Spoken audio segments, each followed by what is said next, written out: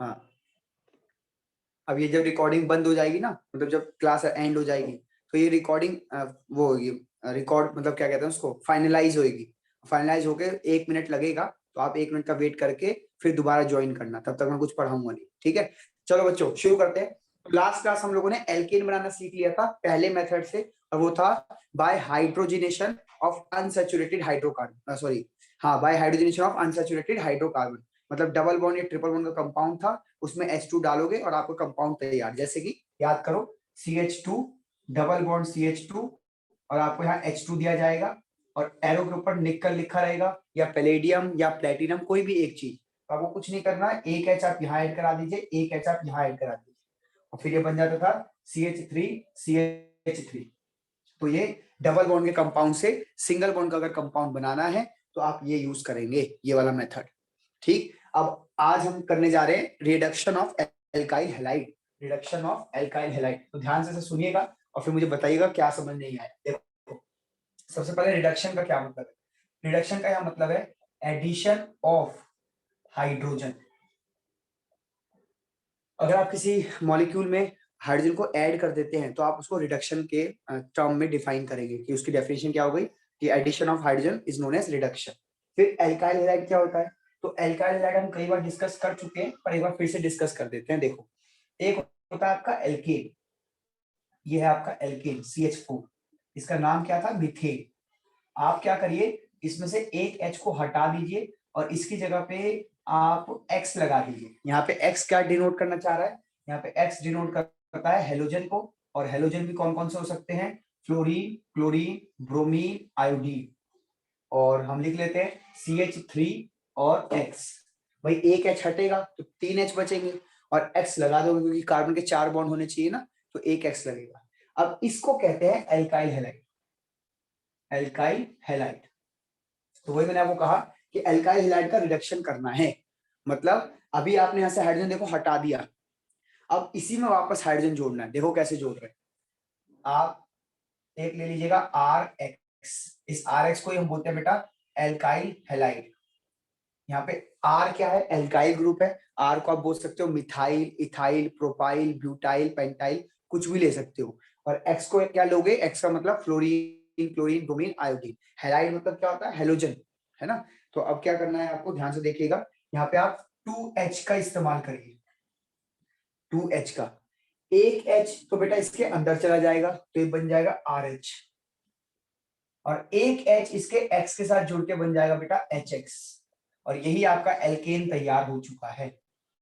ये प्रिपरेशन आपको करनी थी एल्केन बनाने की, लेकिन इसमें भी आपको एक रिएजेंट इस्तेमाल करना पड़ेगा। कौन कौन सा रिएजेंट है, एनसीईआरटी में बेटा एक ही रिएजेंट है, ठीक है। मैं लेकिन आपको 2-3 रिएजेंट लिखवा देता हूँ, फिर से बोल देता हूँ, एनसीईआरटी में एक ही रिएजेंट है, आपको 2-3 लिखवा देता हूँ, लेकिन इसका मतलब ये नहीं कि आप 2-3 में कंफ्यूज हो जाओ, आप एक ही याद कर लो। या बोलो एक ही लिखवा दूं, कोई एक ही लिखवा दूं, एनसीईआरटी वाला ही, जल्दी बोलो। एक ही लिखवा दूं, है ना। चलो, तो आप ले लो CH3Cl, ले लो, आपका एल्काइल हैलाइड हो गया। एक और ले लेते हैं CH3CH2 Br, ठीक है। चलो एक आयोडीन वाला भी ले लेते हैं, CH2CH2 आयोडीन। आपको क्या करना है, यहाँ लिखना है H2, यहाँ भी लिखना है H2, यहाँ भी लिखना है H2, और एरो के ऊपर ध्यान से देखिएगा मैं क्या लिखने जा रहा हूँ। एरो के ऊपर आपको लिखना है बेटा जिंक। जी हाँ, ये जिंक की प्रेजेंस में होगा। याद करो, इससे पहले वाले किसमें हुए थे, निकल, पैलेडियम, प्लेटिनम, वो डी ब्लॉक के एलिमेंट्स थे। ये जिंक, ये भी तो डी ब्लॉक का ही एलिमेंट है, ठीक है। तो डी ब्लॉक वाले जो ज्यादातर बंदे हैं ना, कैटलिस्ट के रूप में इस्तेमाल होते हुए आपको दिखाई देंगे। जितने भी डी ब्लॉक के बंदे हैं ज्यादातर वो कैटलिस्ट के रूप में दिखाई देते हैं। कई बार क्वेश्चन भी आ जाता है कि कैटलिस्ट के लिए कौन सा जो ग्रुप है वो प्रेफर किया जाता है, S block, P block, D block, तो डी ब्लॉक, ठीक है। और जिंक के साथ साथ आपको लेना है HCl। अब कई बार या तो जिंक HCl लिखा होगा, या फिर हो सकता है ऐसा भी लिखा आ जाए H+। अब H+ क्या होता है भाई, एसिड अपने अंदर से H+ रिलीज करता है, तो या तो HCl लिखा होगा या H+ लिखा होगा, बात एक ही है, ठीक है। यहाँ पे मैं ऐसे बना देता हूँ कि डिट्टो मैंने कॉपी कर दिया। कुछ नहीं करना आपको, एक H यहाँ घुसा दो, फिर बनेगा CH4, और इसका Cl और इसका H, HCl बन के बाहर। सेम ऐसी एक H यहाँ घुसा दो, तो CH3 पहले से ही था, अब ये CH2, और फिर एक H और आ जाएगा तो 3 बन जाएगा। सिमिलरली एक H और यहाँ डाल दो, तो ये बनेगा CH3 CH2 CH3 है ना, और HI, और यहाँ पे HBr। लो जी, आपका मीथेन तैयार, आपका इथेन तैयार, आपका प्रोपेन तैयार। उम्मीद करता हूँ आपको मेथड समझ आ गया। इसका स्क्रीनशॉट लीजिए, फिर चलते हैं तीसरे मेथड पे। चलिए, सर उम्मीद एक करता बार हूँ RX बता दो, ये आपने क्या करा? RX होता है बेटा, R मतलब होता है एल्काइल ग्रुप और X मतलब होता है हैलाइड। ये रहा RX, देखो ये R है मेरा इतना सा, और ये मेरा X है, RX है ना। Methyl, ethyl, propyl, butyl, pentyl. Methyl क्या होता है, आप CH4 में से एक H को हटा दो तो बनेगा CH3। आप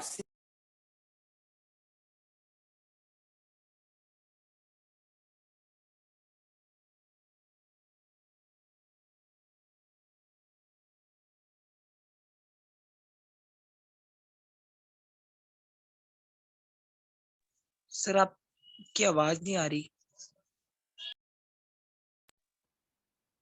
बेटा आवाज आ रही है? Yes sir. ठीक है, मैं ये कहता कि इसको कहते हैं मिथेन। अब मिथेन में से अगर आप एक H हटा दोगे ना तो इसको कहते हैं मिथाइल। ऐसे ये होता है इथेन, एक H हटा दोगे तो बनेगा इथाइल।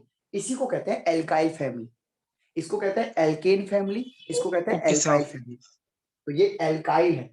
एल्काइल में एक जगह खाली होती है। अब देखो ना, कार्बन के 3 बॉन्ड है तो एक जगह खाली हो गई ना, तो उस एक जगह के लिए मैंने यहाँ X लगा दिया, और ये सिंगल बॉन्ड है, डैश नहीं है, ये सिंगल बॉन्ड है। ठीक है, ओके तो सर। ये थी रिएक्शन। आप प्लीज इसका स्क्रीनशॉट लीजिए, फिर बढ़ते हैं आगे। चलिए, उम्मीद करता हूँ आपने रिएक्शन कर ली होगी। अब बढ़ रहे हैं बेटा आगे।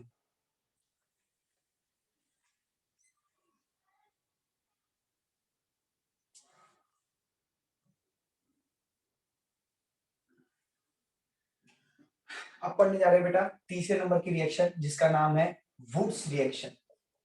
वुड्स रिएक्शन बेटा, इसको इंपॉर्टेंट डालेना, पेपर में आना ही आना है। वुड्स रिएक्शन टीचर्स जरूर डालते हैं, बहुत अच्छी रिएक्शन है, आसान है याद करनी, तो इसलिए टीचर बहुत डालते हैं। इसमें भी हम एल्काइल हैलाइड को ही इस्तेमाल करेंगे, प्लीज ध्यान से सुनिएगा। एल्काइल हैलाइड क्या था बेटा, अभी बताया मैंने आपको, RX। ठीक है, आप क्या करेंगे, 2 Na इस्तेमाल करेंगे। Na क्या होता है यहाँ पे, सोडियम, 2 सोडियम। ठीक है, और फिर से आप लिखेंगे RX, लेकिन थोड़ा सा उल्टा करके लिख रहा हूँ, X को पहले लिख दिया, R को बाद में लिख दिया, कोई फर्क नहीं पड़ेगा। यहाँ पे RX XR एक ही बात है। जहाँ पे X रिप्रेजेंट कर रहा है हेलोजन को, क्लोरीन, फ्लोरीन, ब्रोमीन, आयोडीन, और R रिप्रेजेंट कर रहा है आपके मिथाइल, इथाइल, प्रोपाइल, ब्यूटाइल। वो मैं भी लिख के दिखा दूंगा। ठीक है, यहाँ लिख देता हूँ एक जनरल चीज। R मतलब यहाँ पे एल्काइल बताना चाह रहा हूँ, X मतलब मैं यहाँ पे हेलोजन बताना चाह रहा हूँ। अब होगा क्या बच्चों कि आपको इसको लेना है ड्राई ईथर की प्रेजेंस। ड्राई ईथर बेटा, ईथर क्या होता है हम ऑलरेडी कर चुके हैं नोमेनक्लेचर में, नेमिंग में थोड़ा बहुत। ईथर मैंने आपको फंक्शनल ग्रुप पे भी बताया था, एक बार फिर बता देता हूँ। देखो ईथर ये होता है, ये ROR। अगर ऐसी कोई चीज दिख जाए तो उसको ईथर बोलते हैं। सर R क्या है, मैं फिर से वही बोलूंगा, R मतलब एल्काइल। मतलब आप यहाँ पे मिथाइल ले लो, यहाँ पे भी मिथाइल ले लो, यानी CH3OCH3 हो गया, ये ईथर बन गया। सर और कोई ले सकते हैं, और कोई ले लो, ये लो C2H5। सर C2H5, हाँ बेटा। सर थायो ईथर क्या होता है? उसमें बेटा SO भी होता है, जहां भी थायो वर्ड आ जाए ना वहां पे सल्फर आ जाता है। ठीक है, तो यस। हाँ, अब वहां पे सल्फर आ जाएगा ऑक्सीजन की जगह तो थायो ईथर हो जाएगा।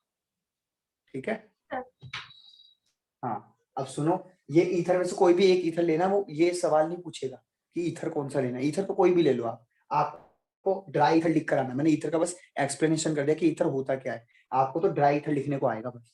अब करना क्या बेटा कि ये 2Na ना 2NaX बन जाएगा ऐसे, और ये R और ये R आपस में कंबाइन हो जाएंगे, और फिर जो चीज है वो तैयार होगी RR। R और R आपस में जुड़ जाएंगे सिंगल बॉन्ड से, और 2NaX साइड में निकल जाएगा। ये होती है वुड्स रिएक्शन। इसी को वुड्स रिएक्शन बोलते हैं। वुड्स एक साइंटिस्ट का नाम है, उनके नाम पे रखी गई। अब मैं इसको रियल लाइफ के एग्जांपल दिखाता हूँ, मतलब केमिस्ट्री में एग्जांपल दिखाता हूँ। देखिए, आप ले लीजिए CH3 क्लोरीन, और यहाँ ले लीजिए 2Na, और इस बार क्लोरीन को पहले लिख दीजिए और फिर CH3 को लिख दीजिए। मुझे नहीं लगता इसमें कोई डाउट होगा, आपको पहले लिख दिया बाद में लिख दिया, है ना। अब यहाँ से आपको ये अलग कर लेने हैं और यहाँ पे लिख देना है ड्राई ईथर, और भाई साहब ये CH3 और ये CH3 जोड़ देना, और साथ ही साथ 2NaCl हो गई वुड्स रिएक्शन। आप यहाँ नोटिस करो तो आपने लिया था मिथाइल क्लोराइड, और यहाँ पे भी आपने लिया था मिथाइल क्लोराइड। अब दो मिथाइल क्लोराइड लेते हैं ना, और मिथाइल जोड़ के ये क्या बनाया जी, ये बनाया जी इथेन। प्लीज फोकस कर लीजिए कि एक कार्बन का कंपाउंड लिया था और 2 कार्बन का कंपाउंड बन रहा है। अब बच्चे कहेंगे सर 2 कार्बन का ही तो लिया था, अरे 2 कार्बन का तो अलग अलग मॉलिक्यूल लिया ना। अगर मैं पूछूं एक मॉलिक्यूल में कितने कार्बन थे, तो इस एक मॉलिक्यूल में 1 कार्बन था, इसी को आपने रिपीट लिखा है। तो एक मॉलिक्यूल में 1 कार्बन था, लेकिन जो तैयार हुआ है प्रोडक्ट उसमें 2 कार्बन है। तो ये जो मेथड है ये यूज किया जाता है कार्बन की संख्या को डबल करने के लिए। ये जितनी मैं बातें बोल रहा हूँ सबको मैं क्वेश्चन के रूप में आपको करवाऊंगा, जैसे अभी करवा देता हूँ। जैसे क्वेश्चन आ जाएगा कि कन्वर्ट, ध्यान से सुनिएगा, convert ethyl chloride to butane, ऐसे आ जाएगा कि भाई साहब इथाइल क्लोराइड हम आपको दे रहे हैं, आप इथाइल क्लोराइड से ब्यूटेन बना के दिखा दो, ब्यूटेन 4 कार्बन वाला। तो आपको यहाँ पे पकड़ लेना है कि भाई साहब ये वुड्स रिएक्शन करवाना चाह रहा है। जैसे आपको दिखे ना इथाइल मतलब 2 कार्बन और ब्यूटेन मतलब 4 कार्बन, यहाँ पे डबल हो रहा है, तो समझ जाना यहाँ वुड्स रिएक्शन होगी। कंडीशन है कि क्लोराइड यानी हाइड्रोजन होना चाहिए। ठीक है, अब देखो करके दिखा देता हूँ। ये लो इथाइल क्लोराइड लिख लो, इथाइल क्लोराइड क्या होगा C2H5, ये होता है इथाइल, और क्लोराइड लिख दिया। ठीक, अब यहाँ पे ये अंडरस्टूड है कि हमें Na लेना है, ये आप खुद कर सकते हैं, समझदारी है इसमें। इसमें यहाँ लिखा नहीं है इसने कि सोडियम इस्तेमाल करो, ये आपको खुद करना है। तो सोडियम इस्तेमाल कर लिया 2 बार, और एक ऐसा ही मॉलिक्यूल फिर लिख दिया सेम टू सेम ऐसे करके, ठीक है। और यहाँ लिख दिया ड्राई ईथर। अब कुछ नहीं, 2 बार NaCl बाहर हो जाएगा और C2H5 जुड़ जाएगा। जब C2H5 और C2H5 जुड़ेगा और यहाँ पे 2NaCl बनेगा, तो इसको आप कहेंगे ब्यूटेन। आप देख लीजिए 4 कार्बन की चीज बन गई, यहाँ पे 2 कार्बन की थी 4 कार्बन की बन गई। चेक करिए आराम से, मुझे लगता है जल्दी समझ आ गया होगा। बताइए रेज योर हैंड कि हाँ सर हमें समझ आ गया। वुड्स रिएक्शन में आप एल्काइल हैलाइड लेते हो और उसका डबल अमाउंट में आपका एल्केन तैयार हो जाता है। रेज योर हैंड जिन जिनको समझ आ गया। 4 बच्चों को समझ आ गया, 5 बच्चों को समझ आ गया, 6 बच्चों को समझ आ गया, 7 को आ गया। ठीक है, वेरी गुड। अभी क्वेश्चन खत्म नहीं हुए, हम इसके कुछ और क्वेश्चन ले लेते हैं ताकि आपका हाथ एकदम सेट हो जाए। ठीक है, जैसे जैसे जैसे जैसे मान लीजिए कई बार इस रिएक्शन को ऐसे ना लिखकर ऐसे भी लिख सकता है। देखो 2C3H7Cl और 2Na, और यहाँ पे लिख देगा ड्राई ईथर। तो बेटा यहाँ आप समझदारी दिखाइएगा, यहाँ पे इसने 2 बार लिख दिया है ना, ठीक है, और 2 बार नहीं भी लिखा, चलो हटा दो, ये लो नहीं लिखा 2 बार, खाली इतना लिख के 2Na लिख दिया है। ठीक, चलो हटाओ, 2 भी हटाओ, ये भी नहीं लिखा, ये लिख दिया, ये लिख दिया, ड्राई ईथर लिख दिया, तो भी आपको समझ जाना है कि भाई साहब ये वुड्स रिएक्शन है। अब सवाल ये उठता है कि सर ये तो एक ही मॉलिक्यूल है और वुड्स रिएक्शन में तो ऐसे 2 होने चाहिए और सोडियम भी 2 होने चाहिए। देखो यहाँ भी 2 है और सोडियम भी 2 है, लेकिन यहाँ तो सोडियम भी 1 है और ये भी 1 है। तो ये अंडरस्टूड होता है कि यहाँ पे इसके बहुत सारे मॉलिक्यूल्स होंगे। ऐसा तो कभी नहीं होगा ना कि बाल्टी के अंदर एक ही ये होगा और एक ही ये होगा, नहीं। आप एक मॉलिक्यूल को कैसे पकड़ सकते हो, आप तो मोल्स में डील करते हो ना केमिस्ट्री में। एक मोल, अगर इसका एक मोल भी आपने ले लिया होगा तो एक मोल मतलब 6.022 इंटू 10⁻23 ऐसे molecules.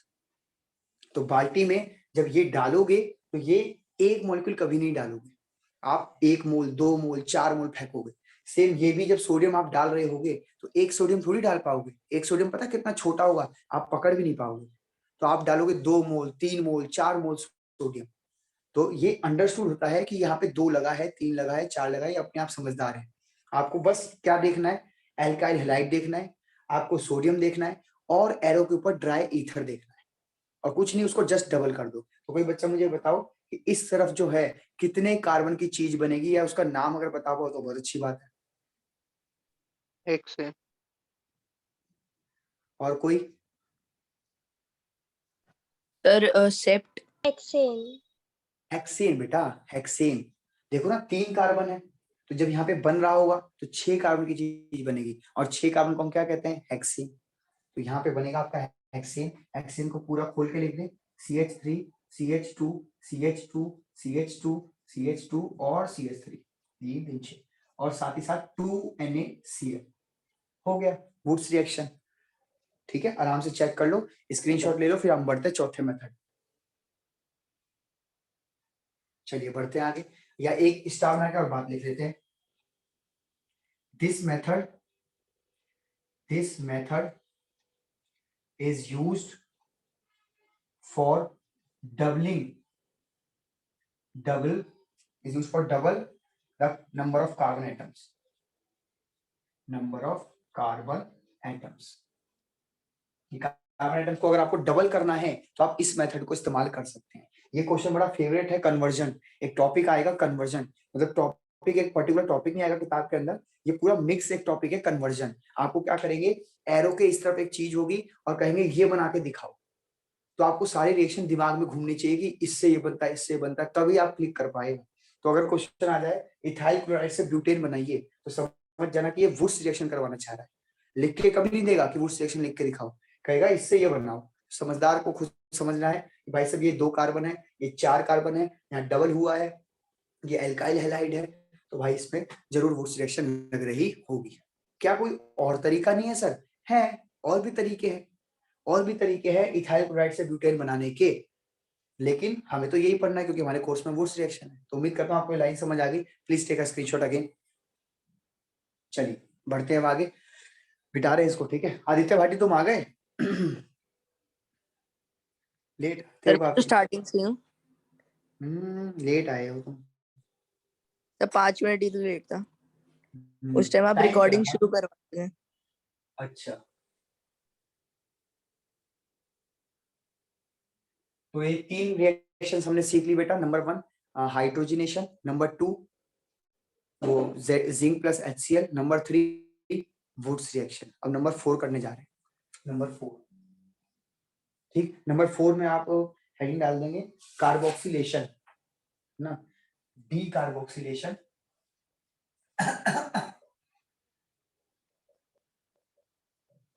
Of carboxylic acid. D carboxylation of carboxylic acid. देखो अब इसमें क्या करना है आपको, सबसे पहले आपको पता होना चाहिए कि कार्बोक्सिलिक एसिड किस बला का नाम है। पहले तो आपको यही पता होना चाहिए। तो कार्बोक्सिलिक एसिड किसे कहते हैं बेटा? ये पूरी की पूरी ना एक फंक्शनल ग्रुप है, इस पर हमने बहुत काम किया हुआ है। क्या मैंने आप लोगों को नोट्स भेजे हैं ग्रुप में एक, अभी तो कल परसों? Yes sir. हाँ, यस सर। कौन से भेजे हैं बताना जरा। GOC के। हाँ, GOC के एक लड़के के भेजे हैं, मे भी शायद कल भेजे होंगे या परसों भेजे होंगे। कब भेजे? सर परसों भेजे थे आपने। हाँ, तो भाई साहब वो नोट्स बहुत अच्छे नोट्स हैं, मतलब बढ़िया उसने राइटिंग लिखी हुई। सबसे बढ़िया बात तो राइटिंग की, कि राइटिंग देख के आपका मन करेगा कि और पढ़ूं इसने क्या लिखा है। तो मैं आपको सजेस्ट करूंगा, जो भी बच्चा नया है पुराना है, प्लीज उस नोट्स को रिवाइज करो, उसमें उसने सब कुछ लिखा हुआ है। ठीक है, आपके बड़े काम आएगा भाई साहब। और वो उस बच्चे को मैं अब हाइड्रोकार्बन पढ़ा रहा हूँ, तो वो हाइड्रोकार्बन के भी नोट्स साथ साथ बनाता हुआ चल रहा है, लेकिन आपको तो जब भी मिल पाएगा जब चैप्टर खत्म होगा। तो प्लीज आप बनाते रहिए साथ साथ, और उसका वेट करिए, वो भी आपको मिल जाएंगे, लेकिन मैं कहूंगा कि आप अपने नोट्स खुद ही बनाएं। चलिए, तो कार्बोक्सिलिक एसिड एक फंक्शनल ग्रुप होता है, और इसका मतलब होता है कि आपको COOH ये फंक्शनल ग्रुप जोड़ना है। अब ये इसका स्ट्रक्चर की बात करें तो C डबल बॉन्ड OOH, और यहां से इस जगह से ये कार्बन की चेन में अटैच होता है। अगर आप इस जगह पे एक H लगा दे, सिर्फ एक H, यानी HCOOH, इसका नाम पड़ता है मीथेनोइक एसिड। Methanoic acid. वहीं अगर आप उस H की जगह पे अब CH3 लगा दें तो ये बनेगा CH3COOH, इसका नाम पड़ेगा इथेनोइक एसिड। इथेनोइक एसिड याद करें, इसको मैंने इंडक्टिव इफेक्ट में भी कराया था। ये स्ट्रॉन्गर एसिड होता है, ये वीकर एसिड होता है। इंडक्टिव में कराया था, ये स्ट्रॉन्गर होता है, ये वीकर होता है। याद आ रहा है किसी को? 6 क्वेश्चन कराए थे कार्बोक्सिलिक एसिड के बारे में। Yes sir. हाँ, चलो आगे बढ़ते हैं फिर। अब डी कार्बोक्सिलेशन क्या होता है? तो बेटा कभी भी डी लिखा आ जाए कहीं पे तो डी का मतलब होता है रिमूवल, किसी भी चीज को आप रिमूव करने वाले हो उसका मतलब। और कार्बोक्सिलेशन तो साफ साफ समझ आ रहा है आपको कि ये COOH वाला जो ग्रुप है ये आप हटाने वाले हो। डी कार्बोक्सिलेशन मतलब हटा दोगे, किसमें से? कार्बोक्सिलिक एसिड में से। तो ध्यान से देखना, पहले तो हम क्या करते हैं, इसी एसिड को Na के साथ रिएक्शन करा देते हैं। देखो Na के साथ, ठीक, NaOH के साथ, बल्कि NaOH के साथ रिएक्शन करा दो तो यहां से तैयार हो जाएगा CH3COONA और पानी बाहर। अब मेरा काम इससे है, मैं इसको उठाऊंगा, इसको, ठीक, देखो उठा के ले आया CH3COONA और इसको आपको रिएक्शन कराना पड़ेगा बेटा NaOH के साथ। ध्यान से सुन लीजिएगा, NaOH के साथ आपको इसको रिएक्शन करानी है और आपको एरो के ऊपर लिखना है quick line, CaO calcium oxide, इसको क्विक लाइन भी बोलते हैं, और हीट करना है। हीट कितना करना है? बुक्स में अभी टेम्परेचर लिखा है कि नहीं लिखा, आप अभी पढ़ेंगे और मुझे बताएंगे। यहाँ इस वाली बुक में ये टेम्परेचर लिखा हुआ है और वो लिखा हुआ है, सारी रिएक्शंस हम याद करनी होती ना। हाँ, अब ये रिएक्शंस आपको याद करनी है बेटा। ये ऑर्गेनिक है, ऑर्गेनिक में बहुत कंटेंट है। देखो समझ तो आपको सब आ जाएगा, जैसे अभी अभी मैं आपको मैकेनिज्म नहीं करा रहा हूँ, जब मैं आपको इसका मैकेनिज्म कराऊंगा कि कैसे Na चिपका होगा, कैसे ये Na इसके साथ अब हटके क्या क्या बनेगा, तो मैकेनिज्म में आपको और कहानी क्लियर हो जाएगी। लेकिन मैकेनिज्म क्लियर करने के लिए है, पेपर में जब आएगा तो भाई साहब पेपर में जिस बच्चे को याद होंगी रिएक्शन वही कर पाएगा। तो इसलिए भाई अब ये याद करने का कंटेंट आ रहा है धीरे। मैं नहीं कह रहा कि रट्टा मारो, लेकिन भाई साहब यही सच्चाई है कि जितना आप ऑर्गेनिक रिएक्शन को लिख लिख के प्रैक्टिस करोगे उतना आपको ध्यान रहेगी, ठीक है। लड़कियां इस काम में ज्यादा आगे हैं, वो रट्टा मार लेती हैं, लड़के इस काम में बहुत पीछे हैं रट्टा मारने में। तो लड़कों को यही सजेस्ट करूंगा कि आप लोग लिख लिख के जरूर प्रैक्टिस करना रिएक्शंस की, लिख लिख के प्रैक्टिस। बाकी एक काम बहुत आसान है, आप ना सारे एनसीईआरटी क्वेश्चन कर लो, इंटेक्स कर लो, एनसीईआरटी कर लो, ये दोनों करते हुए चलो, आपका दिमाग अपने आप चलेगा कि ऑर्गेनिक कैसे करनी है, ठीक। आइए अब आप क्या करें, इनको रिएक्शन कराएंगे, इसको हीट करिए 633 केल्विन पर, जो मेरी बुक में लिखा हुआ है। आप एनसीईआरटी में भी मुझे पढ़ के बताएंगे कि कितना टेम्परेचर लिखा है। तो पता है क्या होगा बच्चों, ध्यान से सुनिएगा क्या होने वाला है। यहाँ पे ये चीज मैं इसको थोड़ा और क्लियर कर, थोड़ा खुल के लिख दूं ऐसे, NaOH, ये चीज बाहर हो जाएगी। ये चीज है क्या? ये चीज है Na2CO3 सोडियम कार्बोनेट, और यहाँ आप लिखते हैं सोडियम कार्बोनेट, बाहर हो गया। देखो 2 Na थे, ये लिखा, एक कार्बन था, ये रहा, एक ऑक्सीजन इसका था, 2 ऑक्सीजन इसके थे, 3 ऑक्सीजन हो गए। और अब क्या क्या बचा? CH3 और H, ये इसके साथ चिपक जाएगा और ये बनेगा CH4 और बस हो गया, खत्म। देख लो एल्केन बन गया। हम पढ़ क्या रहे हैं? प्रिपरेशन ऑफ एल्केन, चौथा मेथड है, एल्केन बन गया, देख लो साइड में। तो इसको हम कहते हैं डीकार्बोक्सिलेशन ऑफ कार्बोक्सिलिक एसिड। चलो और देखते हैं कुछ, पता नहीं आप पकड़ पा रहे कि नहीं। देखो H, CH3, CH2, CH2, COONA, ठीक है। अगर मैं ये इसके साथ कराऊं तो क्या कोई बच्चा पकड़ पा रहा है कि इस रिएक्शन के साथ अगर एल्केन करें तो कौन सा एल्केन तैयार होगा? कोई नाम बता पाएगा उस एल्केन का? सोचो और बताओ।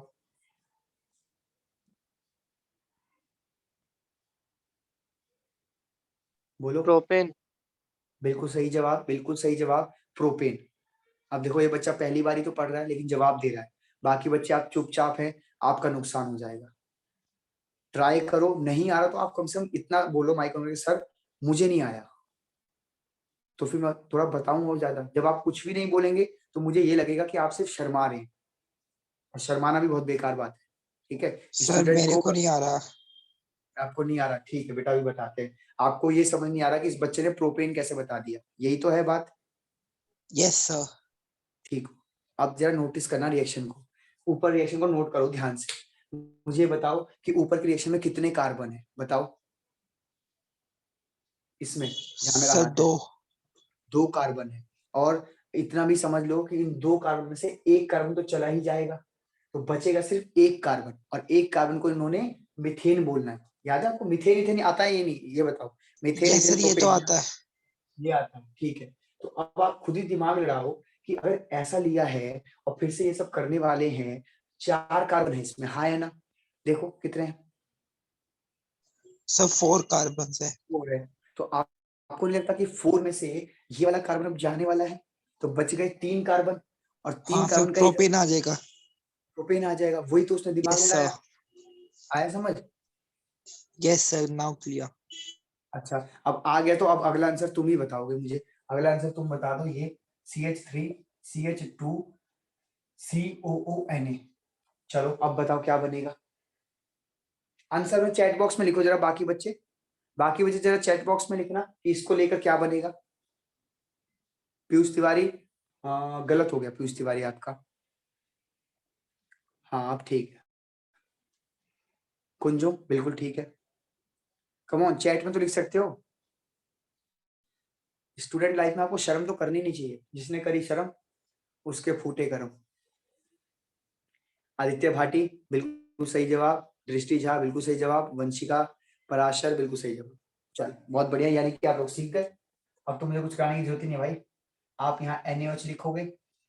वही कुणाल आपने जवाब नहीं दिया, लेकिन कुणाल नहीं सर, मैंने आपसे पूछा था मैंने। दे दिया, चैट दे बॉक्स दिया, में लिख चलो दिया। ठीक है ठीक है। एक बार बोलो, माइक ऑन करके बोलो क्या क्या है आंसर। इथेन। बिल्कुल सही जवाब। ये लो, अब यहाँ से ये हो गया एक, और ये हो गया अगला। यहाँ बनेगा CH3 CH2 CH3, यहाँ बनेगा CH3 CH3। भाई 2 थे, एक H चिपक जाएगा तो 3 हो जाएंगे। वही यहाँ भी 2 थे, एक H चिपक जाएगा तो 3 हो जाएंगे। और Na2CO3, और भाई साहब Na2CO3। लो जी बच्चों, हमारा चौथा मेथड भी हो गया। टेक अ स्क्रीनशॉट, फिर बढ़ते हैं आगे।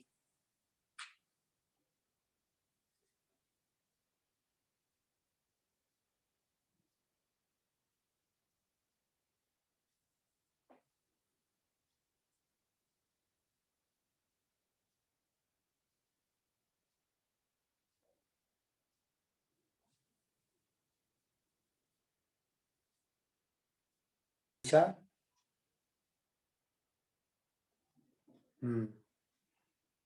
चलिए उम्मीद करता हूँ आपने स्क्रीनशॉट ले लिया होगा। अब हम बढ़ते हैं आगे।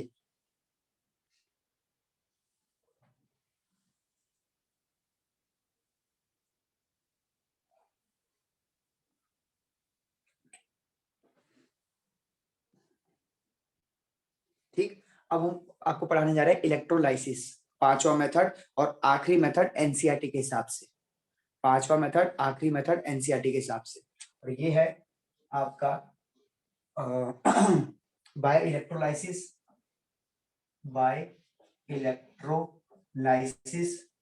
ऑफ सोडियम और पोटेशियम। बेटा सोडियम का सिंबल लिख दिया डायरेक्ट Na, और पोटेशियम का डायरेक्ट सिंबल लिख दिया K। ठीक है, सॉल्ट्स ऑफ फैटी एसिड। ये भी नया वर्ड है फैटी एसिड आपके लिए। फैटी एसिड मतलब बच्चों कार्बोक्सिलिक एसिड। तो जो अभी आपने कार्बोक्सिलिक एसिड पढ़ा ना, वही है बेटा, उसका नाम फैटी एसिड कर दिया। कई बार किताबों में पढ़ते पढ़ते आपको फैटी एसिड मिलने वाला है बहुत बार, तो बच्चा कंफ्यूज है फैटी एसिड क्या है। कार्बोक्सिलिक एसिड को ही फैटी एसिड कहते हैं। ठीक, और इसको एक और नाम से जाना जाता है, वो नाम है कोलबेस मेथड। Kolbe's method. ठीक, बहुत आसान है, जरा ध्यान से सुनिएगा क्या करना है आपको।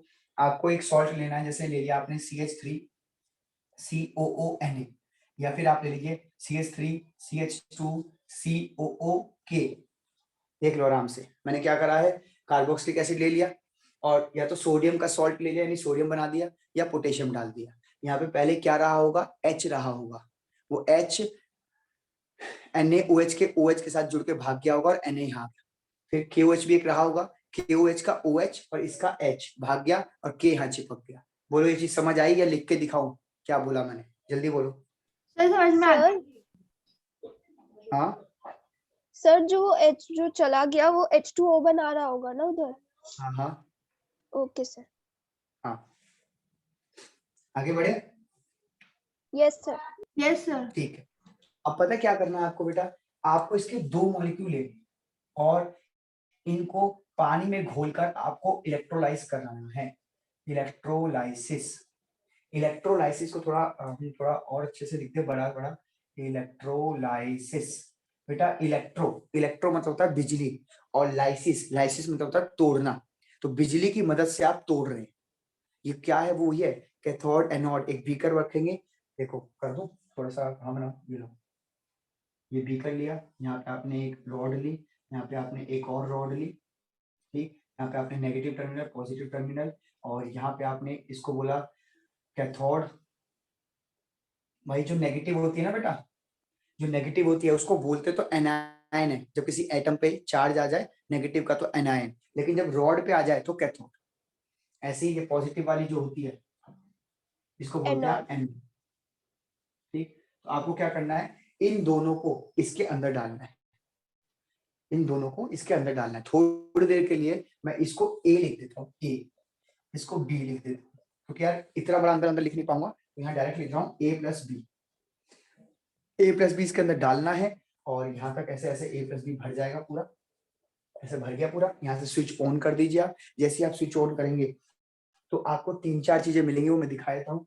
एक तो आपको ये 2 बार आपने लिया है, ध्यान से सुनिएगा बेटा, 2 बार लिया है तो आपको 2 कार्बन का कंपाउंड मिलेगा CH3CH3, यानी ये जो CH3 है इसी को आपको 2 बार जोड़ देना है। तो ये भी तो डबल कर रहा है। अगर ये भी डबल कर रहा है तो ये वुड्स रिएक्शन की तरह है, हाँ या ना? Yes sir. Yes, sir. Yes, sir. हाँ, वेरी गुड। ठीक, उसके बाद आपको एक CO2 गैस बनती हुई नजर आएगी। ये जो CO2 है ना, CO2, ये CO2 बनती हुई नजर आएगी। उसके बाद आपको एक H2 गैस बनती हुई नजर आएगी, CO2 H2O, और साथ ही साथ आपको एक NaOH भी नजर आएगा बनता हुआ, NaOH। ठीक है, ये 4 चीजें बनती हुई नजर आएंगी। अब एनसीईआरटी में 4 चीजें हैं, 2 चीजें हैं, 3 चीजें हैं, ये मुझे पता नहीं, ये मुझे आप भी पढ़ के बताएंगे। और साथ ही साथ आप मुझे ये भी बताएंगे कि इन दोनों गैसेस में से एनोड पे कौन सी गैस जमा हो रही है और कैथोड पे कौन सी गैस जमा हो रही है। तो ये एनोड कैथोड है ना, एनोड कैथोड पे गैस जमा हो जाएगी। आपको देख के बताना है कौन सी गैस किस पे है। वैसे ये कैथोड पे है आई थिंक, और शायद ये एनोड पे होगी, बाकी आप मुझे अभी कंफर्म करेंगे। अब आप क्या करें, जल्दी से एनसीईआरटी ओपन करें और प्रिपरेशन ऑफ हाइड्रोकार्बन हेडिंग खोलें, सैचुरेटेड हाइड्रोकार्बन, और रेज हैंड करें कि हाँ सर वो हमें हेडिंग मिल गई। जल्दी,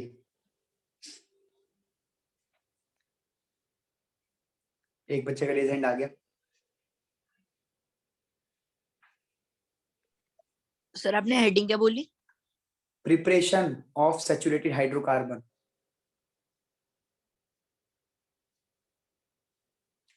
जल्दी करो, 3 ही बच्चों को मिला क्या? टाइम होने वाला बेटा, 40 मिनट होने वाले हैं। जल्दी करो जल्दी करो जल्दी करो। और एक काम करो, प्रिपरेशन वाला ढूंढ के हेडिंग और ये 5 रिएक्शंस पढ़ के आओ जल्दी, टाइम खत्म होने वाला है।